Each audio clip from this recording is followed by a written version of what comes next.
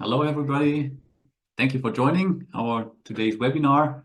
I'm Martin Winter, founder of Lab Automation Network, and I'm happy that so many participants have joined today.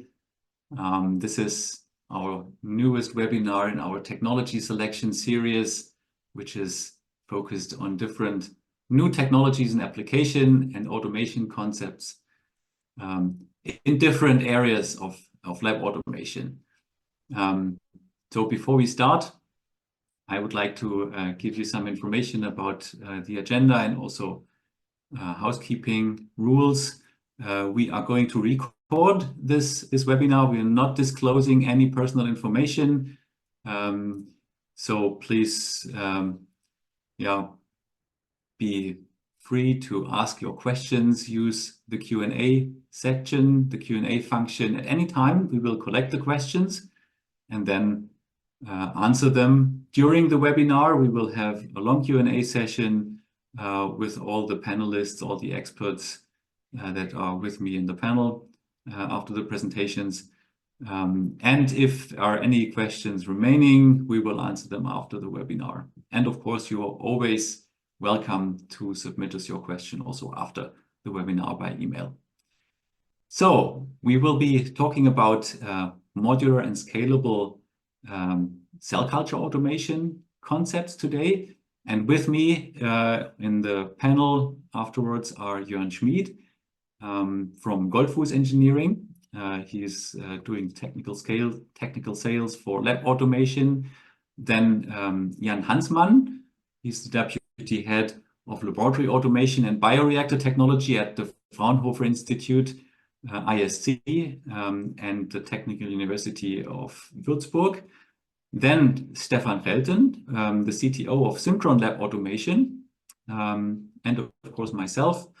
I'm a chemist by training, so no cell biologist. I will only present our conceptual designs, our different possibilities at the beginning, and then we're going to have practical examples from cell culture automation from Jan, and then we will have the discussion how we approach projects, how we can make sure that we can easily do lab automation robust and in a flexible way.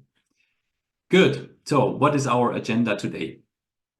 We will have a quick introduction about our webinar series, Lab Automation Network in general and our partners. And then I will give you an introduction about our modular approach to cell culture automation. And then in the next part, Jan Hansmann from the Fraunhofer Institute will show examples, real-life examples and applications for different areas of application of use of cell cultures and organoids. And then we will have the panel discussion. Good. So Lab Automation Network, what are we doing? So the idea of having this network I had 15 years ago was to combine the expertise and the possibilities of different companies who are technologically leading in their particular domain of expertise, and to contribute their solutions to even complex and demanding lab automation projects. Just instead of having one company, one vendor who cannot, maybe not properly cover all the needed technologies or domains of expertise. So we selected our network companies very carefully so that they can work together and provide the solutions. And depending on the area of application, we have several partners. Some of them are shown here. And in total, they cover all different types of applications in lab automation, like synthesis and formulation, compound purification and compound logistics in drug discovery, sample prep, single cell technologies, gene editing, a lot of different applications. They use technologies like robotics, systems integration, protocol design, workflow management, even single cell manipulation. I won't read any of them now. And of course, we use services as well, consulting in order to define the best automation strategies. We do requirements engineering with special tools to make it easy to capture all the requirements that our customers have, do technology scouting, and of course, the project management needed for such projects.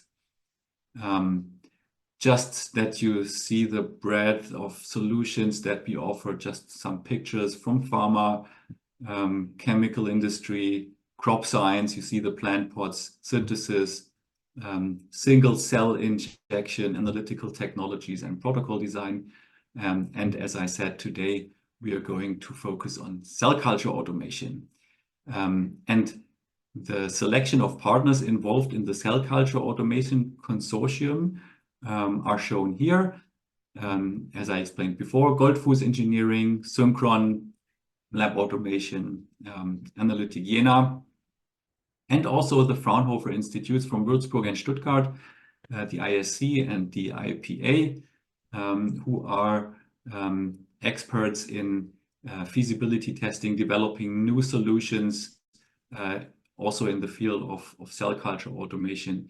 And we are partnering to automate your specific application in the domain of cell culture and cell biology. So, and if you feel you can contribute to this consortium, also as a technology provider or giving ideas and suggestions, please contact us. You're very welcome to join. So what do we mean by modular approach to cell culture automation?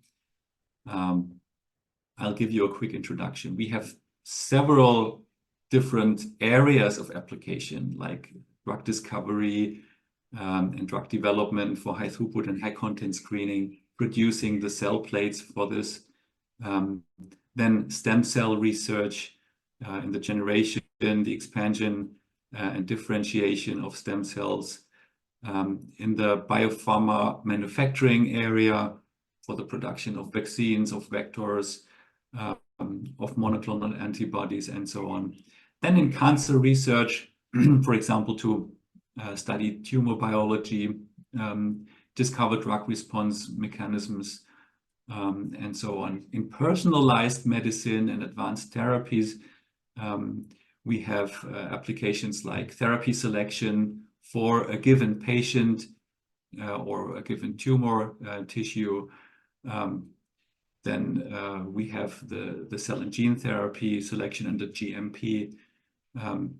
Tissue engineering, we will see some examples for that today in the talk from Jan Hansmann. And also infectious disease research. So a lot of application areas that makes this topic so important in our point of view.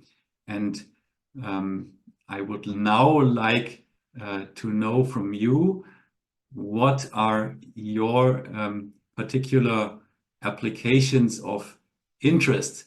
So I'll start a quick survey, and you're very welcome to vote. If you are more interested in drug discovery and development, in biopharma production, so we can then later on in our discussion focus on those topics. So we have already 12 answers, 18, 19. Thank you. So it seems to be very even. Most of you are working in drug discovery and development. So I'll stop now. So as you see in the results, I hope you can see it. Most of you drug discovery, biopharma production, stem cell research, just a few working in tissue engineering and personalized medicine, and infectious disease research. So thank you very much. I'll close this now.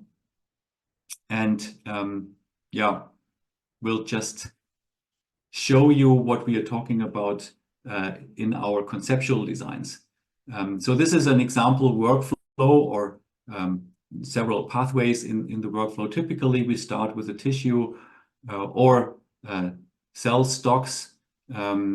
we thaw this or do the cell isolation from tissues to obtain cells, do the culturing, the passaging, then getting the cell culture that we can expand and use the harvested cell suspension to produce screening plates, for example, in drug discovery. We can expand the cells into larger flasks, even discs and roller bottles, bigger containers, harvest them to produce the harvested cells, for example, in pellets.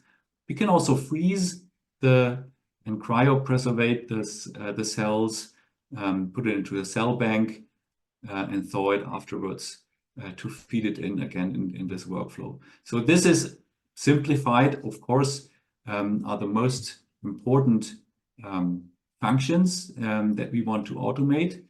And typically in more complex solutions, we have fully integrated systems. You may know them from different vendors. And in our projects, we have made different designs already. We can see this later on also in the discussion. One example being this solution shown here.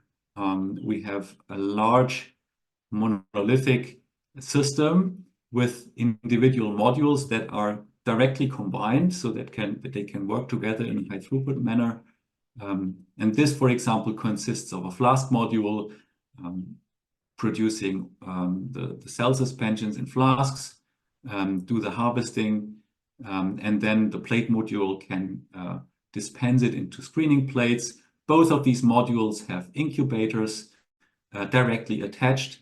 They get their materials and samples and starting cells from the storage module, which is also an interface to the human operators, bringing in and taking out the materials.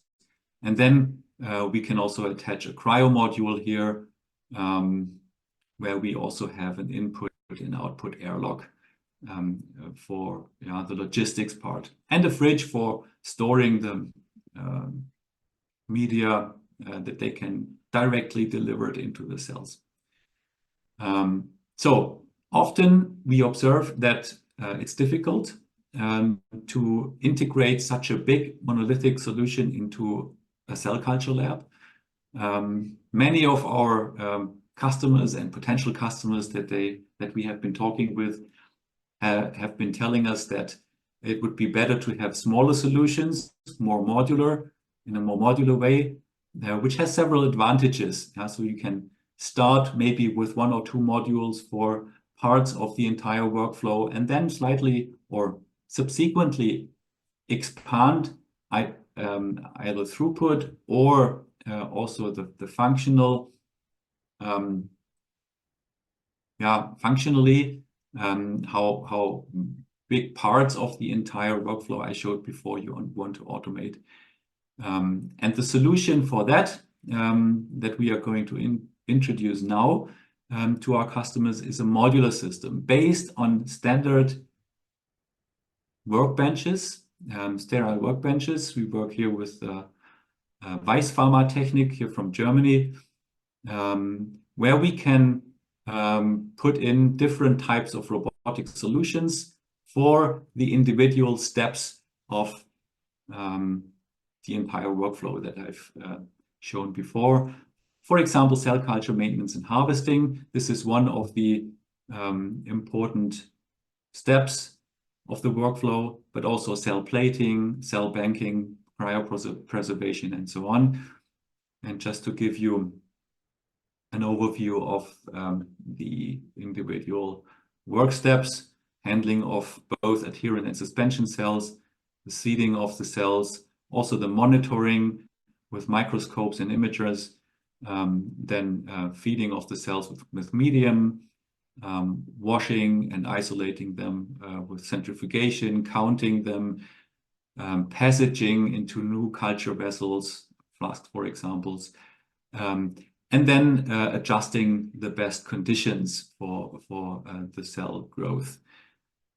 So these are the typical functions covered by this type of module. And then you can later expand it with cell plating modules covering the dispensing steps and so on. Also with monitoring, setting the ideal growth parameters or growth conditions, and do the monitoring with microscopes, for example. Or do the cell banking, cryopreservate the cells in an individual module, as you have seen it in the slide before.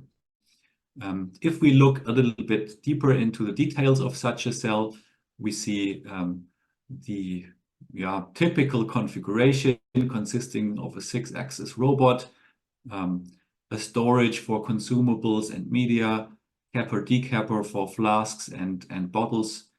We have an incubator directly attached from outside to the clean bench that is delivering and taking in the flasks. We have scanners and microscopes and cell counters, liquid waste. Here you see a hole for the loading bay for a centrifuge, which is below deck. We have a pipetting unit with such a small axis. And of course, the human-machine interface, labware magazines, and all you need. This is for the flask handling. Then for the plate production, for the plating module, we can use a liquid handling robot set up with an 8-channel or even optional 96-channel head, a gripper arm, and if we look inside, we see an example configuration also with a plate imaging or microscope with reservoirs for media, buffers, or DNA constructs, for example. We can include plate shakers, heated plate shakers, tilting stations, having the dispensing channels on the liquid handling arm here to dispense the cell culture media, and of course a disposable tip storage with different tip sizes. So this is all inside this standard module. And finally, if you do not want to operate this system manually only, or also use it 24/7 overnight and over the weekend, we are currently working on concepts with interlinking those modules with other components in your lab using mobile collaborative robots. They are getting more and more powerful because they can do much more now than just plate transport, with the SCARA robot, because we use 6-axis articulated robots on these mobile platforms that can do much more, as you can see here in the video. The video shows an example from a diagnostics lab. Here you can see how these systems can load and unload centrifuges, open lids of existing laboratory instruments, and integrate many of the equipment that you already have in the lab. So we believe that this will be a very important aspect in lab automation for the future, making lab automation easier and also less expensive. So this is done by our partner company, United Robotics. And we're doing this not only in cell culture automation, but also in other applications like synthesis. Good. So last but not least, software. How does the software topology look like? Typically, in these individual modules, we have the proprietary software products of the module vendors like Goldfuß, Synchron, Analytigena, or others. And we are very dedicated to interoperability. We are open to work with all the orchestration software providers like Green Button Go, NiceLab, Celario, or Momentum, because we believe that there is no one single solution that fits everything. We have to be open and we want to be open and interoperable to fit into the also existing infrastructure or the existing software landscape at our customers. And finally, you add this to the, or to connect this to the LIMS or ERP solutions that you have. So in a nutshell, what we believe are the advantages of this modular system. We have small footprints. These modules fit into every lab. We can also do smaller projects, not these multi-million projects at one time. Start small, expand later. We ensure that our customers are independent from individual proprietary technologies. They can choose the technologies they want to utilize for their projects freely. They're scalable because adding more modules will also increase the throughput, not only expand the functionality. We can have a flexible degree of automation. You can operate those modules manually. You can also use these mobile robots, or we can, of course, also do the fully integrated monolithic systems by combining different modules, also flexibly in size. And finally, the functional flexibility you have. So typically our projects start with the definition and the requirements specification that we can help you define and generate. Then our partner Fraunhofer and also the technology center at Goldfuß Engineering, we can do the feasibility studies with your particular cells and the technologies you choose. Then our systems provider, be it Goldfuß or Synchron, Analytigena, or another one, will do the implementation of the module, the commissioning, and also then the service and support after installation. So now a second question for you. What would you expect? What are the bottlenecks that you would like to overcome when you want to do lab automation? Feel free to vote, because there are many reasons for lab automation. We would like how you to know how you see this. Yeah, improved reproducibility, overcoming workforce shortage, increase your throughput, work 24/7. So we have 30 answers now. 31, thank you very much. I'll share the results.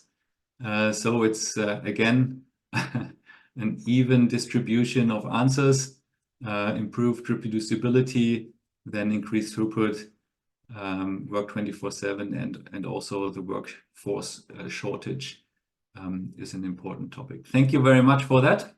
We will also share the results after the webinar. Then, with that, I will hand over to Jan Hansmann from the Fraunhofer Institute in Würzburg, showing the real-life examples. And I have received a first question. I will collect all the questions for the Q&A session after Jan's talk, so no worries. So welcome, Jan. And I'd like to ask you to briefly introduce yourself, and then we are happy to have your talk. Thank you. Okay, thank you very much, Martin, for the introduction. And thank you very much for the opportunity to present today. So I'm Jan. I'm professor at the THWS, and I'm also heading a group for lab automation at the Fraunhofer ISC in Würzburg. So just a little bit of our background. So here you can see the Translational Center for Regenerative Therapies of the Fraunhofer ISC located in Würzburg. So this is the whole team. And the team is organized in different departments. We have the biomaterial department, which mainly are chemists. We have the in vitro test system department, which is doing tissue engineering. From the survey, I learned that some of the participants are also interested in tissue engineering. We have my department, the lab automation department, and we have preclinical and clinical development. So in a nutshell, we are some engineers among a lot of chemists and among a lot of biologists and medical doctors. Okay, to my talk. I have structured my talk with the following agenda. First, I would like to give the motivation of our work, of the TLZ in general and the automation team. I will showcase some automation activities we did in the past and we currently conduct as well. And then I would like to give a brief lookout. Okay, to the motivation. In the survey, I saw that most of you are in the field of drug development. And I think you will agree when I say that drug development is a very expensive field. And if you look very carefully, then you can see that most of the drug costs arise from the clinical phases, phase 1 to phase 3. Because here, 15%, 21%, 26% of the total costs for one drug can be attributed. And if you look down here on the pipeline, you can see that you already enter with 6 candidates in order to get only one drug at the end of the pipeline. So this is very inefficient, in particular, if most of the costs arise during this phase. And this is the driver of our activities, because in our institute, we are doing tissue engineering. And tissue engineering proposes, let's say, a technology to close the gap between the preclinical testing of a drug candidate using 2D cultures or using in vivo models before administration of the drug candidates to the patient in clinical trials. And the way to close the gap, and in order to reduce this dropout rate of up to 95%, we propose tissue engineering, because you can use the tissue engineering models as a test system in order to test efficacy and safety of a drug. So they serve as a model system to address specific functions. This is what the people from the biology department and the biomedical department and the biomaterial department do. And this is also now seen by the regulatory bodies, because, for example, the FDA no longer requires drug to be tested in animals before human trials. So this gives a major push towards the tissue engineering technology. The people from the test system department have already developed different type of model systems. So we have blood-brain barrier model system, cornea test system, test systems for mucosa, for skin, for the GI tract. And in addition to the healthy state models, we can also have diseased state of the models. We can introduce genetic diseases. We have a blood-brain barrier model available that suffers from the Alzheimer disease. We can do wound healing studies, and there is a lot of oncology models available at the institute. So we asked our people what now needs to happen in order to increase the availability of these models for drug testing. And they said we need automation. Because in conclusion, we can say that a technology that pushes these tissue engineering models into the market must be cost efficient, running a cost efficient lab process. It should render a reasonable throughput, and we should have still a high flexibility, like Martin said before, while still maintaining consistent product features. And this is in principle the need for automation. So we asked our team members, what should happen, for example, if we want to automate and automate the production of a skin model, for example? Why should we use automation in general in our lab? Will it kill our jobs, or does it make sense? This is typical questions that usually come from the people in the lab, in the wet labs.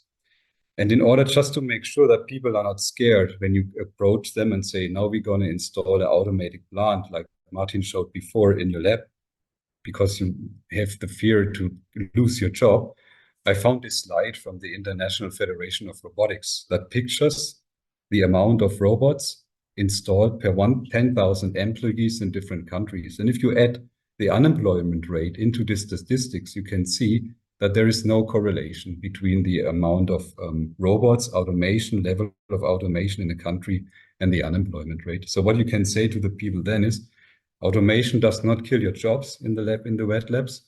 They will rather give you more freedom to develop new protocols, to investigate new drugs instead of doing all the repetitive work. So you can ease that pain at least a little bit. First, we wanted to test if automation is possible in a lab environment in general. And before doing the cell work, we started with a less complex task. Still in the field of biomedicine, because in this task here, we produced together with our partners a system for the automated synthesis of nanoparticles. Nanoparticles for medical application, like imaging, drug carriers, and so on and so forth. The manufacturing process itself is very time and labor intensive, and the quality of the particles, which is basically the roundness and the diameter, strongly depends on the manufacturing process. In this case here, we focused on a dual-arm robotic system, and we placed all the different peripheral devices in order to run the task around the robotic device. And just to keep it very short, here's a slide that pictures the product. You can see the small spheres in the range of a few nanometer diameter. So we have nanoparticles produced. And if you now check the accuracy, how the nanoparticles were produced, you can see that the robotic is superior compared to the human operator. So if you compare, for example, the hydrodynamic diameter of the particles produced, you can see that the robot hits the target of 200 nanometer more precisely than the human. And you can see there is less deviation. And in addition to the more and defined reproducible particle characteristics, we found a cost reduction because most of the costs are labor costs, and we could reduce the costs by 75%, which is very significant. So we can summarize that we reached a higher level of standardization and the cost went down. But now there was a question, can we also automate a more complex cell culture process, including all the different steps from the harvesting of cells, from the maintenance of the cells in the T-flask, from setting up a complex model, and then even performing a test on it. So this was our working hypothesis. And then we reached out again to the test system people and asked, which is our candidate for a good tissue that needs to be produced automatically? And I said it's skin, because for skin, there is a market out there, so we can, in principle, produce the models, and then there is somebody who buys the models. For example, doing wound assays, doing genetic disease studies, introducing tumors into the model, or using it for infection biology over here. So the objective now was to build the skin models full automatically. And just to showcase a little bit what needs to be done if you want to produce skin models using tissue engineering technology, just some photos from here, from the left side, in a cell culture workbench, where you have to do a lot of liquid handling, like aspiration of medium, collecting the cells in a falcon tube, doing pipetting jobs, setting up the tissue models in an insert. Therefore, you need to count the cells in a Neubauer chamber. You need to feed the cells, for example, when you add the medium, and at the end, you need to set them on the airlift culture. So this is a comic that we produced. And then we said where to start, where to stop. So we pictured the entire process, and we said, okay, let's start at the point when the primary cells isolated from a biopsy are available in a cell suspension. And then we do the entire 2D culture, which means we propagate the cells, we exchange the medium, we harvest the cells when the cells reach confluency. So the 2D culture task, in addition to the 3D culture task, when we set up the three-dimensional system by introducing the cells in a transwell system. This is basically a small bucket with a permeable membrane underneath where there are pores, so we can feed the cells from the bottom. And in order to mature the system, maturation means in this case, that we have the formation of a stratum corneum, a corneous layer on the model. We need to set the model at the airlift culture, which means that the surface of the model is exposed to air, and the bottom, the lower part of the model, has still contact to cell culture medium, like it's in the body. And this is a trigger for the model system to form the corneous layer. So this is a typical tissue engineering operation. Okay, they set up the hardware to do the task. Looks pretty similar to the robotic plant that was developed for manufacturing of the nanoparticles. But in this case, we need sterility. So we have located the dual-arm robotic system, again in a cabinet. And this cabinet basically replaces a full cell culture lab. Because around the robotic cell, we have installed the storage for the medium. We have installed a microscope. We have installed the incubator systems.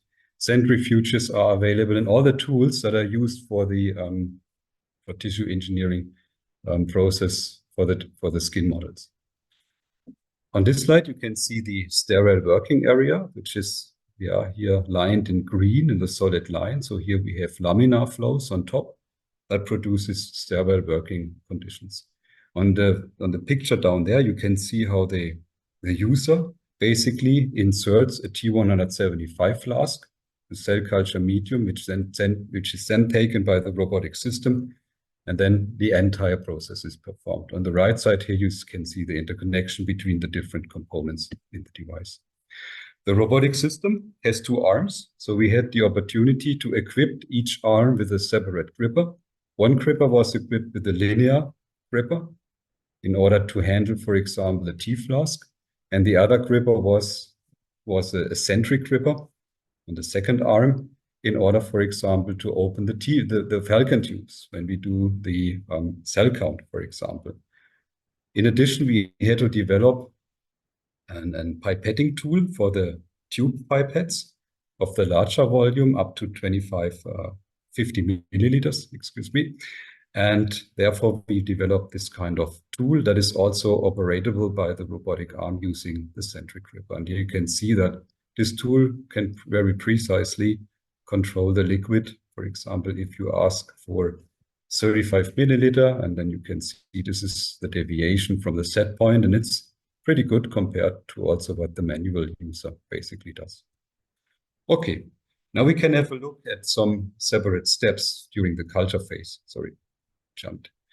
For example, the detachment of the cells. For the detachment of the cells, you need to add an enzyme into the cell culture flask. You need to heat up the system to 37 degrees Celsius in order to have optimal conditions for the enzyme. And then you can detach, or you can help the cells to get off from the bottom by mechanical stimulation, basically by knocking against the tea flask in order to detach the cells after enzymatic digestion. And then you can start harvesting the cells using a pipe. This is a rather complicated task. For the human, it's kind of super simple, but for the robot, it's kind of a tricky system. Therefore, we developed a station that basically conducts the entire cell detachment. The station has two principal functionalities. One functionality is a heating functionality. So we heat the bottom of the tea flask in order to support the enzymatic digestion. And to release the cells, we have monitoring of the cells. After accutase, for example, we can see that the cells form little spheres. And then we have a vibration function, which is basically very precise in adding a mechanical stimulation to the cells to get released from the bottom. And if you run a comparative study between the manual detachment of cells, considering viability, and the automated detachment of the cells, you can see that it's very, very similar. I would say at least as good as a manual step done by a human operator. After detaching the cells, you need to count the cells because we need to exactly set a certain cell concentration before this cell suspension is transferred into the insert so that the tissues can grow. And this is usually done using a Neubauer chamber. And in order to assess and take images from the Neubauer chamber, a tailored microscope was developed and installed inside the system together with our partners. Then the robot adds the cell suspension into the Neubauer chamber, transfers the Neubauer chamber into the microscope, and then we can acquire images. And then we use the YOLO V5 model, and we train the YOLO V5. It's basically a machine learning model for computer vision applications in order to distinguish between live cells here in the blue boxes and dead cells, for example, here in the red boxes. You can see the system works with a very high precision. Here we have the precision over recall, and you can see live cells are 100% detected as live cells. We have some confusion here, but it's, I think, negligible due to the low amount of dead cells in the suspension.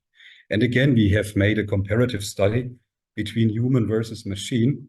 So we asked 10 biologists in order to count the cells in a cell suspension. And this is represented by the boxes over here 8 times for 8 different cell suspensions. And then we compared the YOLO output, and you can see the performance of the YOLO system is quite convincing because we are close to the cell count from the humans. So it's kind of very, very similar. Okay, sterility is also very important because as soon as if there is one bacteria inside the culture, I think you know what happens. You can discard the whole culture. So we need to have sterility. Sterility was assessed in our case, used together with the hygiene department from the University Hospital of Würzburg. They instructed us how to do it. We used sedimentation plates and we used swab plates. And you can see that for the swab sedimentation plates, below the workspace over here, no colony forming unit was found, which is very, very good, I think. Only the swab plates revealed that on the, let's say, on the arm and on the structure of the robotic device, there is a minor contamination. But this is pretty similar if you imagine if you work under the workbench, your arms are also probably contaminated with bacteria. And then you can see over here that even without the filter devices over here, no sedimentation of the yeast or of the bacteria was detected. So sterility is there. Robustness is also a very big issue because the system operates 24/7, and it's a problem if at night, for example, a pipette is not unwrapped correctly, because also the pipettes for the tube pipettes later mounted in our tailored device, tailored tool, needs to be unwrapped correctly. And just imagine what happens if the foil is not removed to full extent. So we have installed a computer vision application, again, using a camera and using a neural network in order to detect if a pipette is still inside the foil or if the foil has been removed completely, just to make sure that we do not continue our task with a pipette inside a foil. That would not make sense, just would crash the whole process. And also defect pipettes are detected. We think in the future we will also double check the amount of volume inside the pipette before we deposit the liquid inside a cell culture system. Okay, by doing all this, we were able to automate the full tissue engineering process. Here you can see the skin that was obtained after the full automation. You can see it's a very nice skin model consisting of the relevant parts. We have viable cell layers down here. We have the stratum corneum on top, which is important for the test system. If you make a comparison between automatically produced skin and skin produced by human, I think it's difficult to say if there is a difference. Also, viability is comparable, and the metabolic analysis confirmed that the system is viable and can be used for testing. And also, for the biologists among you, you can see here the structure, the histology of the system. So we have the correct markers in the correct layer. In order to see if we have a good consistency of the product, the skin, we performed a OECD guideline validation study, not to full extent, but we aligned. Therefore, we had to use some different, let's say, prophecy chemicals in a certain categories for their risk. And then down there, you can see the results. The positive control killed the entire system. So you can see that the system suffers literally because some of the layers somehow disappeared. Then we had materials with less impact, like the isopropanol and the piperric acid. And then we have category 2 more chemicals like the heptanol, and you can see they can be found in the correct level of viability. So the OECD guideline confirmed the consistency of our produced skin models. So the throughput went up and the consistent product features were obtained. Okay, this is the state of the art of our system. Now what happens in the future? We want to expand the system in order to handle also liquids like hydrogels in order to be able to produce full thickness skin models. Not only the upper layer of the skin, also the dermal part should be incorporated. Therefore, we have already developed a tool that can be operated by the robotic system. A mixer is used in order to mix the cells and the hydrogel. And then you can see this is the dermal part of the skin model. And then you can see that also the processing does not have any harmful effect on the viability of the cells. In the future, we think there will also be more, let's say, AI included in the robotic system. Here, for example, you can see we have installed a camera to detect the insert inside a well plate over here to make sure that we perfectly pipe it into the into the insert inside the well plate and not next to it. And also for the medium change, it's very important. And the flexibility is already available. We can do skin models already. We can do airway models, which are pretty similar to the skin models. Since we can handle the liquid, the hydrogels, we can also do the intestinal organoids, full automatically produced inside the system. And then we can do tumor spheroids and basically the hydrogel-based models. Okay, flexibility went up. So if we come back to the questions I brought up at the beginning, why shall we use automation in our lab? I think it's helpful to reduce the workload and release capacity, improve throughput, standardization. Will it kill our jobs? I don't think so. It just makes us more productive. We can do more interesting things than coming on a Sunday doing the medium change. And does it make sense? Yeah, we have seen less costs in the first study. We have achieved already a moderate throughput. Consistent properties of the product were detected in the OECD test. And yeah, we are still yet flexible.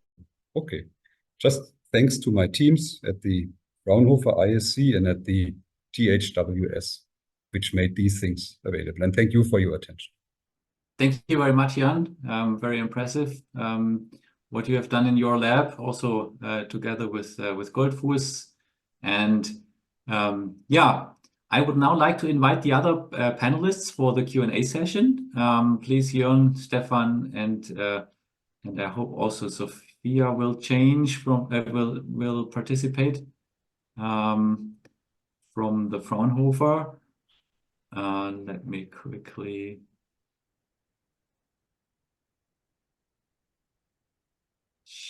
share the overview of the participants. Hello, Sophia. Please switch on your camera and microphone. Perfect. So as we only have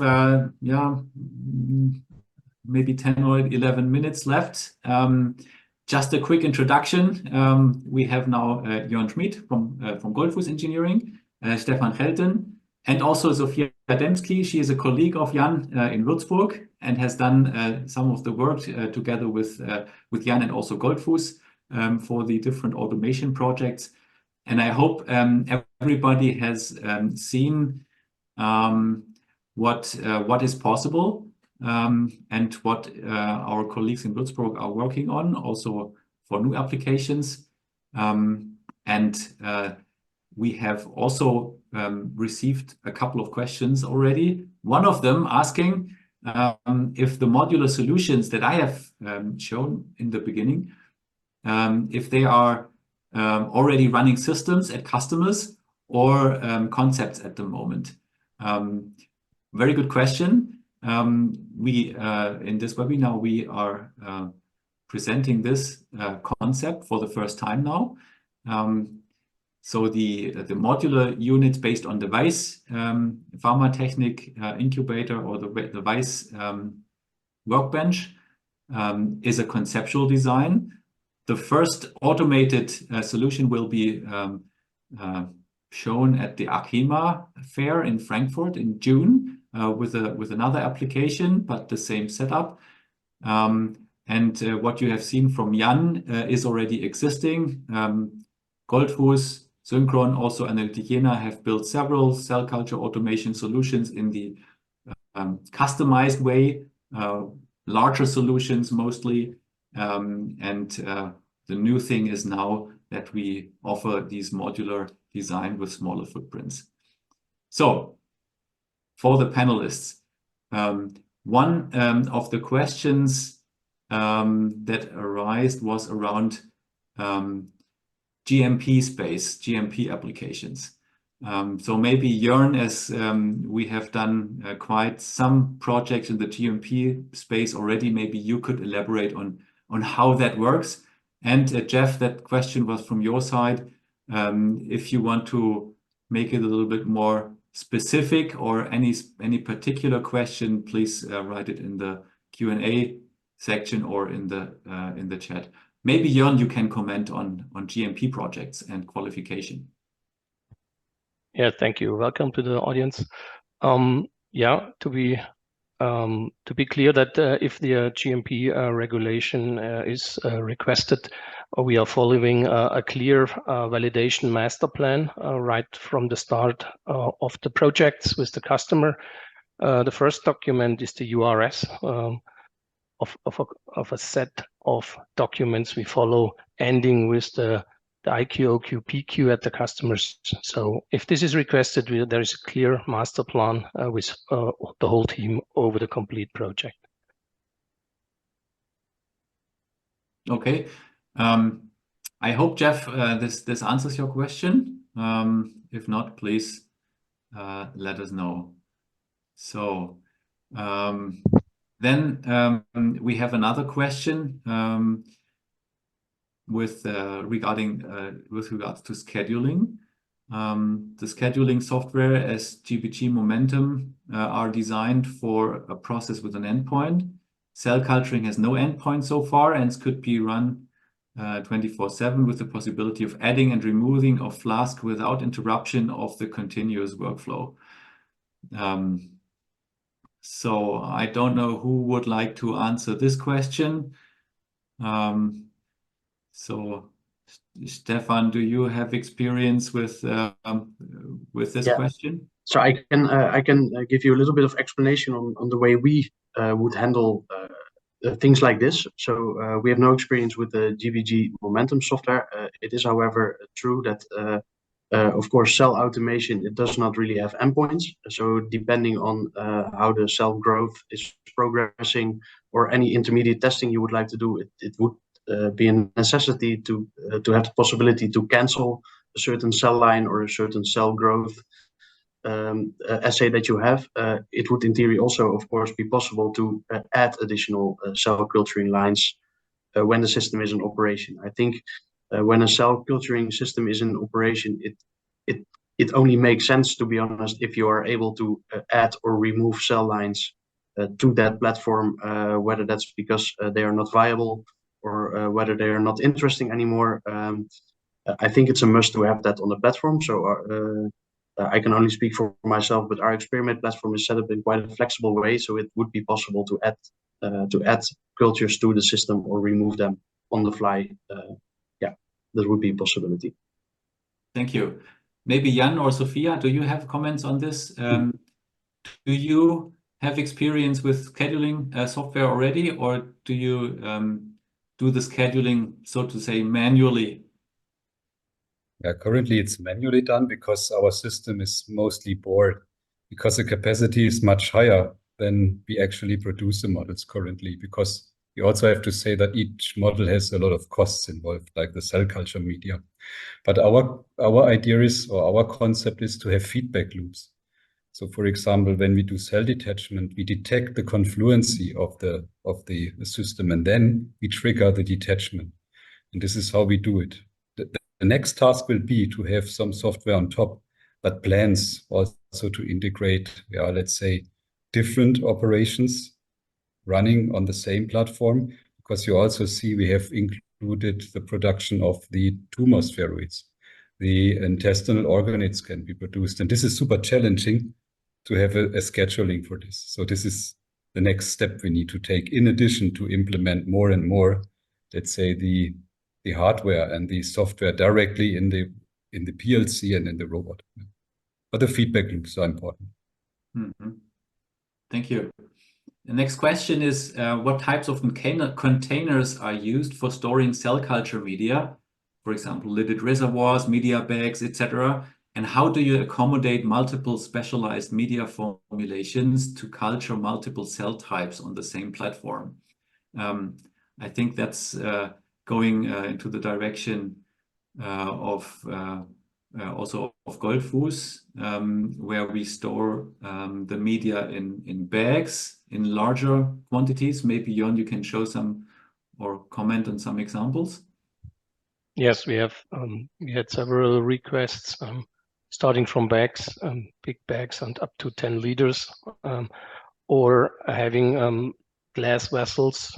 We connect to a pump system, or we have media in glass, which is put in by the operator in a special way. If you have to mix something up in upfront the process, then you bring it in manually. So the solution that I've shown in the presentation, the first one, the bigger one, not the modular setup with the fridge. How many different media and buffers have been stored there? We had one concept where we have 20 peristaltic pumps with 20 channels. That is a dosing head with 20 separate liquids coming from a fridge or coming from a storage. Yeah, thank you. I hope this answers your question. If there are more questions, please use the Q&A section. One other question is about challenges, typical challenges that we observe with cell culture automation. So maybe Jan, you can tell us about your experience when automating different applications in your lab. Yes, I can do, and I can tell maybe a little anecdote about this, because we have realized that for the human, the simple task for the human are the most challenging one. If you think about unwrapping the pipette from the foil, it is super simple for human because it has all these senses. It can feel the foil, it can see the pipette inside the foil, it can operate it very easily. And it took us quite a long time to find a robust process in order to unwrap the system. This is where we stumbled, basically, and it took half a year to do it, to implement it. The solution at the end was a combination of sensor technology. So we measure, for example, the vibration, and then in addition to the AI technology, just to make sure and detect if the foil is gone and the pipette can be used correctly. If you fail there, then you have a problem, because if you operate 24/7, it cannot happen that you have 99% unwrapped pipettes. If one appears with a foil, it could be that you introduce serious problems in the system. Contamination will be there. There will be no new liquid, and. So this is what I realized in our work, that the simple thing for human are sometimes the most challenging for automation. Mm-hmm. Yeah, thank you. Thank you very much for this insight. So we only have 2 minutes left. We will answer the remaining questions by email.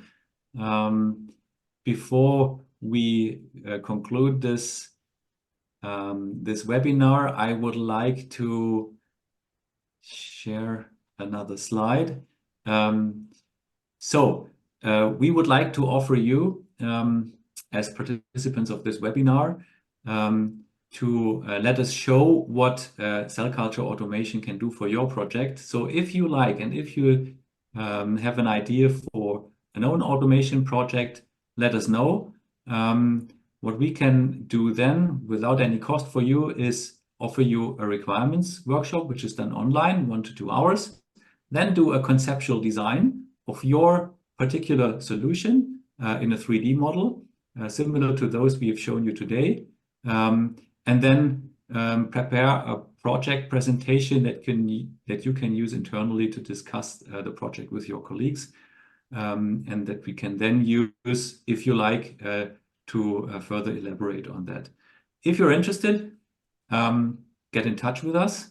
You can scan this barcode with your smartphone, or write us an email and get in contact with us. We would be happy to work with you and stay in contact. And of course, you're also invited to the next webinar of our technology series. For now, thank you very much for participating. Thank you very much, all the panelists.